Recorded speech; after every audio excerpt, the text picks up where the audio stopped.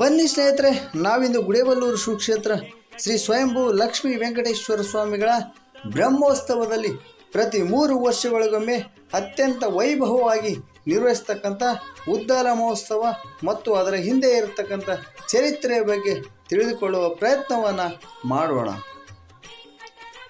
ಸ್ನೇಹಿತರೆ, ಈ ಒಂದು ಸುಕ್ಷೇತ್ರದಲ್ಲಿ ಪ್ರತಿ 3 ವರ್ಷಗಳಿಗೊಮ್ಮೆ ಈ ಒಂದು ಗ್ರಾಮದ ಹರಿಜನ ಸಮಾಜದ ಭಕ್ತರಿಂದ ಅತ್ಯಂತ ಭಕ್ತಿಯಿಂದ ಸುಂದರವಾಗಿರ್ತಕ್ಕಂಥ ಸ್ವಾಮಿಯವರ ಪಾದುಕೆಗಳನ್ನು ನಿರ್ಮಿಸಿ ಅವುಗಳನ್ನು ಒಂದು ಸುಂದರವಾದ ಮಂಟಪದಲ್ಲಿ ಇಟ್ಟುಕೊಂಡು ಬಾಜಿ ಭಜಂತ್ರಿ ಭಜನೆಗಳೊಂದಿಗೆ ಅಶೇಷ ಭಕ್ತ ಜನರಿಂದ ಮೆರವಣಿಗೆಯ ಮೂಲಕ ಸ್ವಾಮಿಯವರ ದೇವಸ್ಥಾನದವರೆಗೆ ತೆಗೆದುಕೊಂಡು ಹೋಗಿ ದೇವಸ್ಥಾನದ ಮುಂದೆ ಇರತಕ್ಕಂಥ ಉದ್ಧಾರ ಮಂಟಪದಲ್ಲಿ ಪ್ರತಿಷ್ಠಾಪನೆಯನ್ನು ಮಾಡಿ ಪ್ರತಿನಿತ್ಯವೂ ಸಹ ಅವುಗಳಿಗೆ ಪೂಜೆಯನ್ನು ನಿರ್ವಹಿಸಲಾಗುತ್ತದೆ.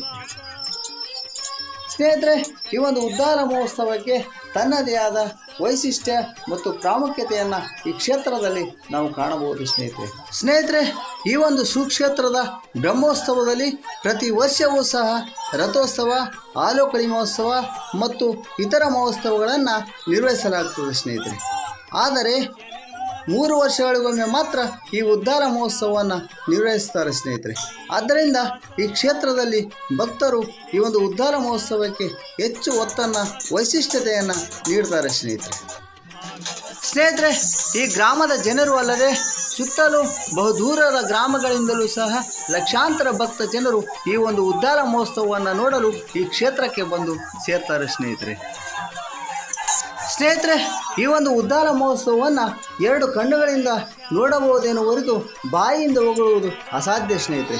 ಅಷ್ಟೊಂದು ವೈಭವದಿಂದ ವಿಜೃಂಭಣೆಯಿಂದ ಈ ಒಂದು ಸುಕ್ಷೇತ್ರದಲ್ಲಿ ಉದ್ಧಾರ ಮಹೋತ್ಸವವನ್ನು ನಿರ್ವಹಿಸಲಾಗುತ್ತದೆ ಸ್ನೇಹಿತರೆ. ಈ ಒಂದು ಸುಕ್ಷೇತ್ರದಲ್ಲಿ ತಮ್ಮ ಹೊಟ್ಟೆಪಾಡಿಗಾಗಿ ದೂರದ ಪ್ರಾಂತಗಳಲ್ಲಿ, ದೂರದ ರಾಷ್ಟ್ರಗಳಲ್ಲಿ ವಲಸೆ ಹೋಗಿ ವಾಸವಾಗಿರ್ತಕ್ಕಂಥ ಭಕ್ತರು ಮಧ್ಯದಲ್ಲಿ ಬ್ರಹ್ಮೋತ್ಸವಕ್ಕೆ ಆಗದೇ ಇದ್ದರೂ ಸಹ ಈ ಒಂದು ಉದ್ದಾಲ ಇರುವ ವರ್ಷ ಮಾತ್ರ ತಪ್ಪದೆ ಈ ಕ್ಷೇತ್ರಕ್ಕೆ ಬಂದು ಕಾಯಿ, ಕರ್ಪೂರ, ನೈವೇದ್ಯ, ಗಂಡಾದೀಪಗಳನ್ನು ಸ್ವಾಮಿಗೆ ಅರ್ಪಿಸಿ ಸ್ವಾಮಿಯನ್ನು ದರ್ಶನ ಮಾಡಿಕೊಳ್ಳತಕ್ಕಂಥ ಸಂಪ್ರದಾಯ ಈ ಕ್ಷೇತ್ರದಲ್ಲಿ ನಾವು ಕಾಣ್ತೀವಿ ಸ್ನೇಹಿತರೆ.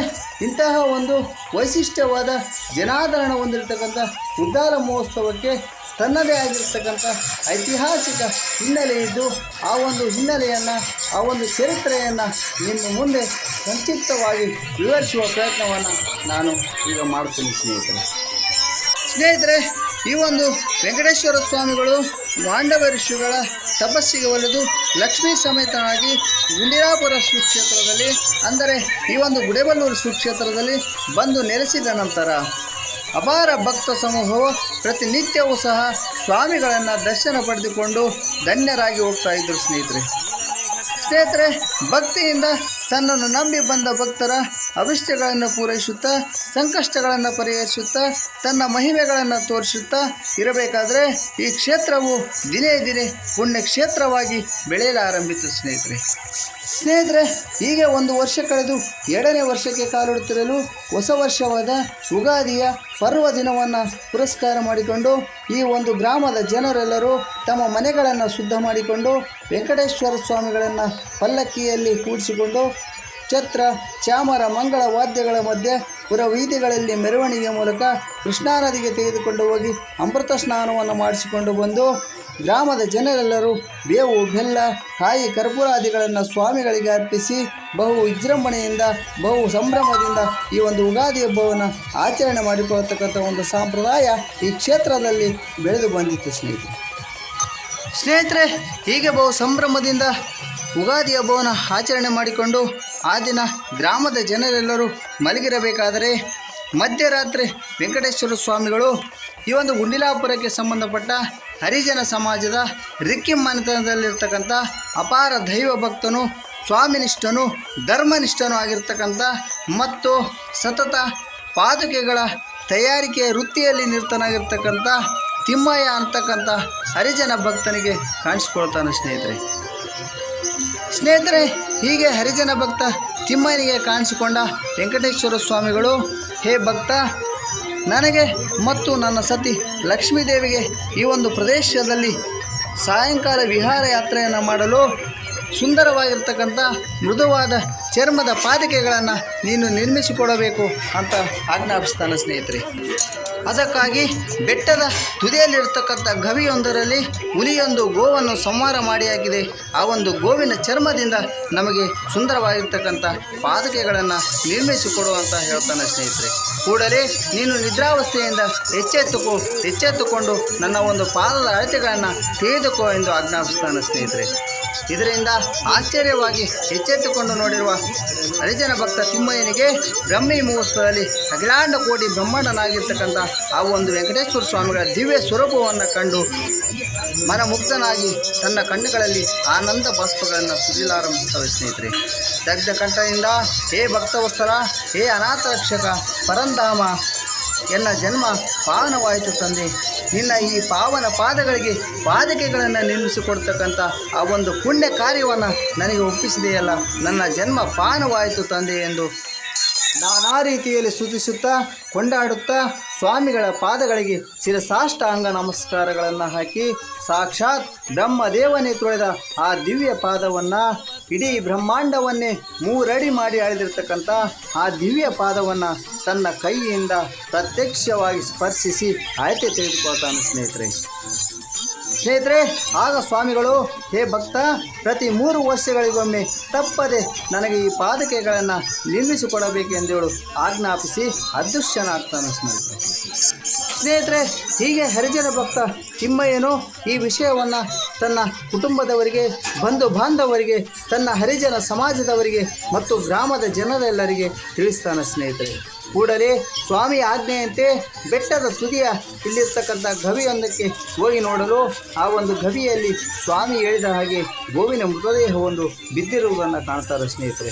ಕೂಡಲೇ ಆ ಒಂದು ಗೋವಿನ ಮೃತದೇಹವನ್ನು ಹರಿಜನವಾಡಿಗೆ ತೆಗೆದುಕೊಂಡು ಬಂದು ಚರ್ಮವನ್ನು ತೆಗೆದು ಹದ ಮಾಡಿ ಕೃಷ್ಣಾ ನದಿಗೆ ಹೋಗಿ ಗಂಗಾ ಸ್ನಾನವನ್ನು ಮಾಡಿ ಗಂಗಾ ಜಲವನ್ನು ಹೊತ್ತು ತಂದು ಈ ಒಂದು ಚರ್ಮವನ್ನು ಮತ್ತು ಪಾದಕೆಗಳನ್ನು ನಿರ್ಮಿಸ್ತಕ್ಕಂಥ ಎಲ್ಲ ಸಾಮಗ್ರಿಗಳನ್ನು ತೊಳೆದು ಶುದ್ಧ ಮಾಡಿ ಪೂಜಿಸಿ ನಂತರ ಭಕ್ತಿಯಿಂದ ಮುಡಿಯಿಂದ ಸುಂದರವಾಗಿರ್ತಕ್ಕಂಥ ಸ್ವಾಮಿಯ ಪಾದದ ಅಳತೆಗೆ ತಕ್ಕಂತೆ ಮೃದುವಾದ ಪಾದಕೆಗಳನ್ನು ತಯಾರಿಸ್ತಾರೆ ಸ್ನೇಹಿತರೆ. ಈ ಒಂದು ಪಾದಕೆಗಳಿಗೆ ಭಕ್ತಿಯಿಂದ ಪೂಜಿಸಿ ಕಾಯಿ ಕರ್ಪಾದಿಗಳನ್ನು ಸಮರ್ಪಿಸಿ ನಂತರ ಬಾಜಿ ಭಜನೆಯೊಂದಿಗೆ ಅಶೇಷ ಭಕ್ತ ಜನರ ಮೂಲಕ ಮೆರವಣಿಗೆಯ ಮೂಲಕ ದೇವಸ್ಥಾನಕ್ಕೆ ತೆಗೆದುಕೊಂಡು ಬಂದು ದೇವಸ್ಥಾನದ ಮುಂದೆ ಉದ್ದಾರಗುಡಿಯಲ್ಲಿ ಪ್ರತಿಷ್ಠಾಪನೆಯನ್ನು ಮಾಡಿ ಅಂದು ರಾತ್ರಿಯೆಲ್ಲ ಅಖಂಡ ಭಜನೆಯನ್ನು ಮಾಡಿ ಈ ಒಂದು ಉದ್ಧಾರ ಮಹೋತ್ಸವಕ್ಕೆ ಮುಕ್ತಾಯ ಹೇಳ್ತಾರೆ ಸ್ನೇಹಿತರೆ. ಇಲ್ಲಿಗೆ ಈ ಒಂದು ಉದ್ಧಾರ ಮಹೋತ್ಸವದ ಚರಿತ್ರೆ ಮುಗಿಯಲಿಲ್ಲ ಸ್ನೇಹಿತರೆ. ಅಸಲು ಚರಿತ್ರೆ ಮುಂದೆ ಇದೆ, ಹೇಳ್ತೀನಿ ಕೇಳಿ ಸ್ನೇಹಿತರೆ. ಹೀಗೆ ಭಗವಂತ ತನ್ನ ಪ್ರತ್ಯಕ್ಷ ದರ್ಶನವನ್ನು ಈ ಒಂದು ಹರಿಜನ ಭಕ್ತ ತಿಮ್ಮಯ್ಯನಿಗೆ ನೀಡ್ತಾನೆ ಎಂಬ ವಿಷಯವನ್ನು ತಿಳ್ಕೊಂಡಿರ್ತಕ್ಕಂಥ ಈ ಊರಿನ ರಾಣಿ ನಂಜುಂಡಮ್ಮ ಕೂಡಲೇ ಆ ಒಂದು ತಿಮ್ಮಯ್ಯನನ್ನು ತನ್ನ ಮನೆಗೆ ಕರೆಸಿಕೊಳ್ತಾಳೆ ಸ್ನೇಹಿತರೆ. ಕರೆಸಿಕೊಂಡು, ಹೇ ತಿಮ್ಮಯ್ಯ, ನಿನಗೆ ಆ ಭಗವಂತ ಪ್ರತ್ಯಕ್ಷ ದರ್ಶನ ನೀಡುತ್ತಾನೆ ಎಂಬ ವಿಷಯವನ್ನು ನಾನು ಕೇಳಿದ್ದೇನೆ. ನನಗೂ ಸಹ ಆ ಭಗವಂತನ ದರ್ಶನವನ್ನು ನೀನು ಮಾಡಿಸಿಕೊಡಬೇಕು ಅಂತ ಕೇಳ್ಕೊಳ್ತಾಳೆ ಸ್ನೇಹಿತರೆ.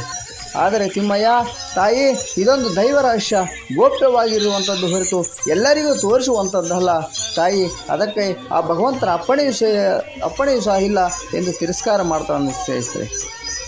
ಆದರೆ ರಾಣಿ ನಂಜುಂಡಮ್ಮ ಈ ಮಾತನ್ನು ಕೇಳಿಸಿಕೊಳ್ಳದೆ, ನೀನು ಆ ಭಗವಂತನ ದರ್ಶನವನ್ನು ನನಗೆ ಮಾಡಿಸಿಕೊಡದಿದ್ದರೆ ನಿನ್ನ ಪ್ರಾಣ ತೆಗೆಯುವುದಾಗಿ ಹೆದರಿಕೆ ಆಗ್ತಾಳೆ ಸ್ನೇಹಿತರೆ. ಆಗ ತಿಮ್ಮಯ್ಯ ಹೆದರಿಕೊಂಡು ಏನು ಮಾಡೋಕ್ಕಾಗದೆ, ಸರಿ ತಾಯಿ, ಎಲ್ಲ ಭಗವಂತನ ಇಚ್ಛೆ ನನ್ನ ಕೈಯಲ್ಲೇನಿದೆ, ಎಲ್ಲವೂ ಅವನ ಇಚ್ಛೆಯಂತೆಯೇ ಆಗಲಿ. ನೀನು ಉಗಾದಿಯ ಪರ್ವದಿನ ರಾತ್ರಿ ಬೆಟ್ಟದ ಮೇಲೆ ಬಂದು ಬಿಡಾರವನ್ನು ಹೂಡು. ಅಂದು ಬ್ರಹ್ಮಿ ಮುಹೂರ್ತದಲ್ಲಿ ಆ ಭಗವಂತನ ದರ್ಶನ ಆಗ್ತದೆ. ಆದರೆ ಪ್ರತ್ಯಕ್ಷವಾಗಿ ಆ ಭಗವಂತನ ದರ್ಶನ ಮಾಡುವುದಕ್ಕೆ ಅಪ್ಪಣೆ ಇಲ್ಲ. ಅದಕ್ಕಾಗಿ ನೀನು ಗುಂಡುಗಳ ಮರಿಯಲ್ಲಿ ಇದ್ದುಕೊಂಡು ಭಗವಂತನ ದರ್ಶನವನ್ನು ಮಾಡಿಕೋ ಅಂತ ಹೇಳಿ ಹೋಗ್ತಾನೆ ಸ್ನೇಹಿತರೆ. ಈ ವಿಷಯವನ್ನು ಅರಿತ ಭಗವಂತ ಆ ದಿನ ರಾತ್ರಿ ತಿಮ್ಮಯ್ಯನಿಗೆ ಕನಸಿಕೊಂಡು, ಹೇ ಭಕ್ತ, ಭಕ್ತಿಗೆ ಆತ್ಮಶುದ್ಧಿಗೆ ನಾನು ಒಲಿಯುತ್ತೇನೆ ಹೊರತು ಅಂತಸ್ತಿಗೆ, ಅಹಂಕಾರಕ್ಕೆ, ಬೆದರಿಕೆಗೆ ನಾನು ಒಲಿಯುವುದಿಲ್ಲ. ನಿನ್ನನ್ನು ಬೆದರಿಸಿ ನನ್ನ ದರ್ಶನವನ್ನು ಪಡೆಯಬೇಕೆಂದು ಅಪೇಕ್ಷಿಸಿದ ಆ ರಾಣಿ ನಂಜುಂಡಮ್ಮನ ಕತೆ ಇವತ್ತಿಗೆ ಮುಗಿಯುತ್ತದೆ.